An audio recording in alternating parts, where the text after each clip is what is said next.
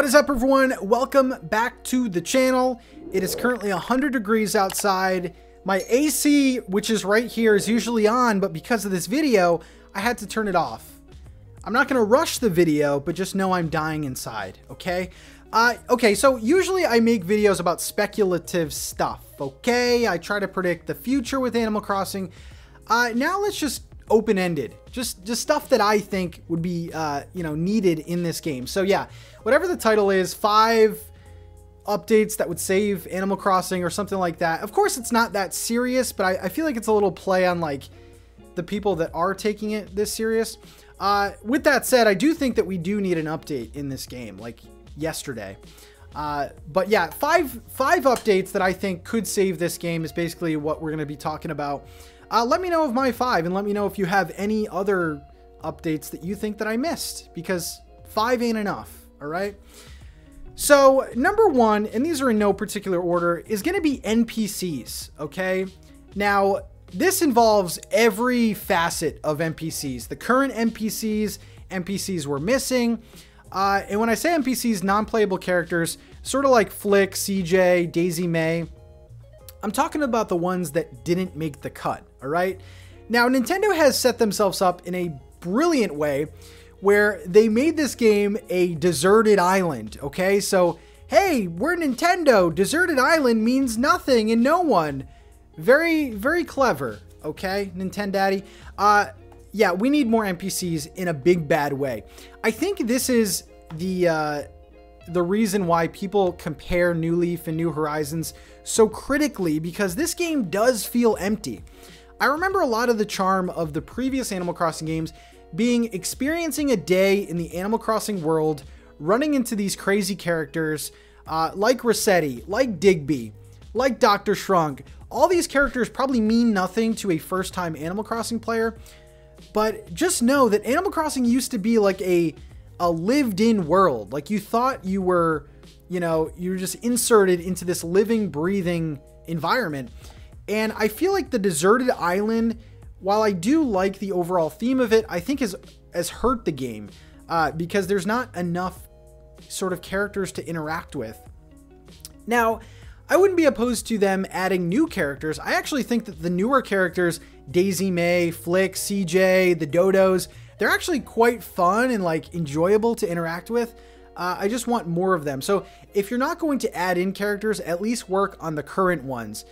Pascal, perfect example. I love him. I love him. But like, there's no reason for me to go diving anymore. I have the complete mermaid set. I have the entire Critterpedia of the diving creatures. Why am I going back in? And I feel like that's a shame. Like, maybe update him a little bit, add in new furniture that you can get or something. But NPCs is a giant point of opportunity. I'll say it in the nicest way.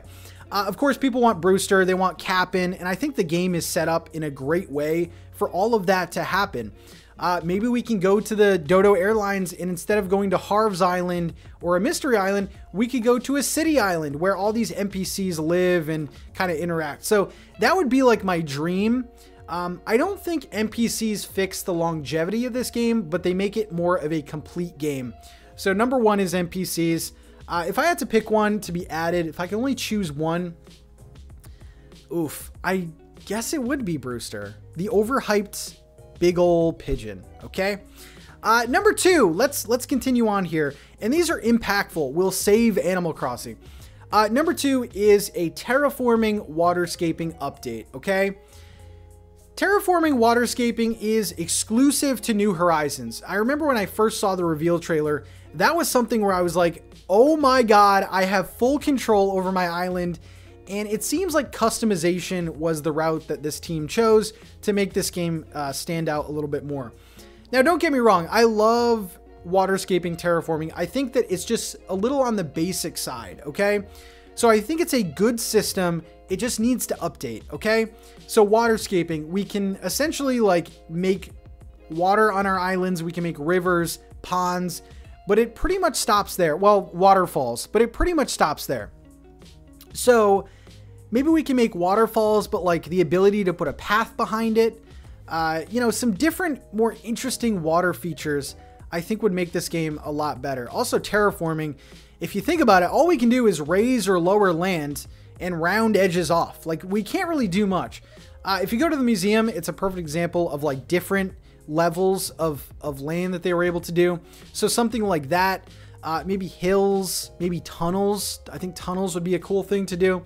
So yeah, waterscaping and terraforming, I wanted to put it on its own like number because I think it's such a major part of this game that it just needs an update. More things for the player to do to create like more unique islands, because there's only so much you can do with the current tool set. Number 3 has to deal with multiplayer. And I wasn't even going to put it on the list, but I feel like multiplayer is such a huge part of this game, and it needs the most changes, the most additions. There's not a lot to do. So currently what you can do with multiplayer, at the time of this recording anyway, you can have up to 8 people on your island, and if you're a best friend of someone, you can like use a shovel. There's not a lot to do. People have been very creative to have fun with multiplayer. There's so much that they could add, okay? First off, let's talk about what they have and how they can improve it. So currently, you have to load someone into your island, and it takes like this cute airplane loading screen. And it was charming at first, but it takes like 2 minutes to get one person on your island. So I feel like even what we have now, I don't want anyone on my island because I don't want to have to wait like 20 minutes for 8 people to come on your island. And it is about 20 minutes too. It's really crazy. So I think a good fix for this would be for whoever owns the island that you're hosting multiplayer on, would create sort of like a waiting room or a lobby or something. And, you know, you could give out your dodo code to your friends, and you could see people filling in those slots. So once you had 8 people, you could say, okay, send me those people over. You would have one loading screen for all 8 people. And instead of a 20-minute experience, it would be a 2-minute experience, because obviously you do need a loading screen. But that would be like a great way to fix the current problem. It's just too much. It's too much loading. It's too cumbersome. And like, I don't even want someone on my island because it takes way too long. So I think if you had sort of a lobby in like one loading screen, that would fix a lot of things. Also, when I think of multiplayer, I think of past games, and that is Tortimer's Island. Now, I always go back to this example, but the Mayday Maze was a perfect example of what Nintendo is capable of doing. Now, the maze wasn't anything crazy. I don't think it was like really an amazing maze, no pun intended, but like they could do so much, creating mazes, creating like just fun mini games that were on previous versions of the game. Multiplayer would, I think, bring a lot of people back, and like playing with your friends online never gets old. So like put resources into that, because I think it is that important. Number 4 is going to be new items, okay? And new ways to get items. We need more items in this game, okay? New Leaf had way more items to choose from. Now, I will say that most of them were interior because you couldn't place items outside in New Leaf, but we need just way more items, okay? Like it or not, this has now become a design game, more similar to The Sims than Animal Crossing. So yeah, we need just more items to pick from. Now, I wasn't going to include items, but if you think about certain items and how big of an impact they've had on this community, simple panels. How many different ways have people used simple panels? Cushions. People have used cushions in like crazy ways. The cutouts that they added in the previous update. There's just so many items that they could add in to keep us engaged. Now, I'm talking about like not only monthly, but maybe bi-weekly item drops, weekly item drops. It is possible, okay? Nintendo has games that update every day. Splatoon is a perfect example. You can get new weapons every day, new clothing, things like that. And also, the game does update every day with Nook's Cranny and Able Sister, so maybe some new items, new DIY drops, something like that. We need more items. Now, while we're on the topic of items, I will say that another point of interest is the Nook Stop items. So when you go into Resident Services and you go to the Nook Stop terminal and you order, I'm talking about the items like the lighthouse and things like that. Those haven't changed in a year now. okay? Let's change those out, or at least give us different color variants, daily color variants, so that's just one more thing we can check on per day. Also, the Nintendo Switch Online app, how you can like claim your points every day and get words of wisdom from Katrina. Those items have not changed ever since they came out. And if they want to make that a bigger deal, like they could add new items monthly, and that would be an incentive to go on that app every day, claim your points and things like that.